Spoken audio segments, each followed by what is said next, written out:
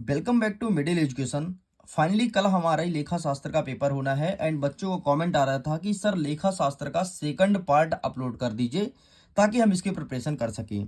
And finally इस video में जो कुछ चैप्टर्स रह गए थे उसके क्वेश्चंस को टिक कराने वाला हूं। वैसे लगभग बहुत सारे चैप्टर हो गए थे, बस कुछ ही चैप्टर बचा है, तो आइए फटाफट देख लेते हैं हमने कहाँ तक कवर किया था। पहले मैं बता देता हूँ।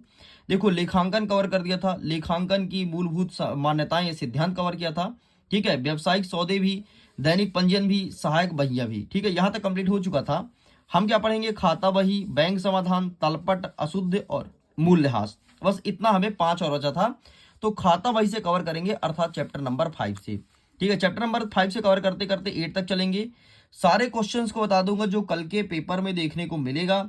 आराम से, इत्मीनान से सारे क्वेश्चन को देखिएगा। तो आइए सबसे पहले हम जूम कर देते हैं ताकि तुम्हारा नजर कहीं भटके ना और ध्यान होना चाहिए ऑन स्क्रीन। ओके, क्या लिखा है? खाता बही, पेज नंबर 87 में जाना है। आइए फटाफट चलते हैं 87 में और देखते हैं खाता बही के कैसे क्वेश्चन यहाँ पर दिए गए हैं। तो ये रहा है आपके सामने खाता बही। ओके, अब सीधे हम जंप करते हैं अपने 2 अंकीय क्वेश्चन की तरफ। सबसे पहले आपको यही जानना है कि खाता बही क्या है। इसे लेटर भी कहते हैं, तो लेटर किसे कहते हैं, लेटर क्या है, ये एग्जाम में देखने को मिलेगा। एंड नेक्स्ट रहेगा खाता बही की उपयोगिता। ठीक है, खाता बही का यूज हम कहाँ कहाँ करते हैं, किस प्रकार से उपयोगिता है, ये हमारे एग्जाम में देखने को मिलेगा। ठीक है, जैसे खातों की स्थिति का ज्ञान, आय व्यय की सूची, आर्थिक स्थिति की जानकारी, गणितीय शुद्धता, वित्तीय विवादों का प्रमाण, ये हमारे एग्जाम में आएगा। ठीक है, नेक्स्ट क्या देखना है? 5वां नंबर कि प्रश्नांकन क्या है, इसके लाभ बताइए। तो ये रहा तुम्हारे सामने प्रश्नांकन। ठीक है, इसे अच्छे से तैयार करिएगा। प्रश्नांकन के लाभ भी यहाँ पर दिया गया है। ठीक, नेक्स्ट क्या है? खतौनी क्यों की जाती है, तो ये देख लेना, बस केवल देख लेना, एग्जाम में नहीं आएगा, बाकी प्रश्नांकन जरूर अच्छे से कर लीजिएगा। आगे बढ़ते हैं नेक्स्ट क्वेश्चन की तरफ। नकल बही एवं खाता बही में अंतर बताओ, ये हमारे एग्जाम में देखने को मिलेगा। नकल बही और खाता बही में डिफरेंस। ठीक है, तो ये हमें तैयार करना है, बाकी छोड़ दो यहाँ से, कुछ भी हमें नहीं पढ़ना है। ठीक, चलो आगे आ गया हमारा अध्याय नंबर 6। आओ देखते हैं अध्याय नंबर 6 से कौन कौन से क्वेश्चन बनेंगे। सबसे पहले हमें देखना है अध्याय नंबर 6 में कि रोकड़ बही और पासबुक के शेष में अंतर के 2 कारण लिखो। ठीक है, तो ये हमारे एग्जाम में बनेगा। नेक्स्ट कहता है कि बैंक समाधान विवरण का महत्व बताइए, तो ये अच्छे से हमें तैयार करना है। साथ में नेक्स्ट क्वेश्चन क्या कहता है? बैंक समाधान विवरण की प्रमुख विशेषताएं बतानी है, तो ये देख लीजिए, ये सब क्वेश्चन हमारे एग्जाम में देखने को मिलेगा। चलो आगे बढ़ते हैं नेक्स्ट क्वेश्चन की तरफ। नेक्स्ट हमारा कह रहा है प्रश्न क्रमांक 9, उन व्यवहारों को लिखिए जिनका लेखा रोकड़ बही में हो चुका है किंतु पासबुक में नहीं। ठीक है, तो ये क्वेश्चन देखने को मिलेगा। नेक्स्ट कहता है कि उन व्यवहारों को लिखिए जिनका लेखा पासबुक में है किंतु रोकड़ बही में नहीं, तो ये एग्जाम में देखने को मिलेगा। नेक्स्ट कह रहा है कि बैंक समाधान विवरण बनाने के उद्देश्य बताइए, तो ये तीनों क्वेश्चन हमें अच्छे से तैयार करना है। आगे बढ़ते हैं। नेक्स्ट कह रहा है हमारा प्रश्न क्रमांक 16 कि रोकड़ बही और पासबुक के शेष में अंतर के 5 कारण लिखना है, तो ये 5 कारण अच्छे से देख लो, हमें चुपचाप चिपका देना है। ठीक है, बाकी आगे बढ़ते हैं नेक्स्ट क्वेश्चन की तरफ। ये सब छोड़ देना, ये सब कोई हमारे एग्जाम में नहीं आएगा। ठीक, नेक्स्ट आ गया है तलपट। आइए तलपट को समझते हैं, तलपट से कौन कौन से क्वेश्चन बनेंगे। सबसे पहले आपको यही पता होना चाहिए कि तलपट का क्या अर्थ है। ठीक है, तो ये यहाँ पर लिखा है तलपट का क्या अर्थ है, ये हमें अच्छे से प्रिपेयर करना है। इसके बाद तलपट बनाने की विधियों का नाम दीजिए, तो ये आपको देखना है कि तलपट की विधि कैसे बनाते हैं। ठीक है, तो इसका भी स्क्रीनशॉट ले लो। आगे बढ़ते हैं। नेक्स्ट क्वेश्चन हमारा क्या कह रहा है? तलपट की विशेषताएं बतानी है। ठीक है, तलपट बनाने के मुख्य उद्देश्य बताना है, तो ये रहा तलपट की विशेषताएं, तलपट बनाने का मुख्य उद्देश्य, तो ये दोनों का आप फोटो क्लिक कर लीजिए।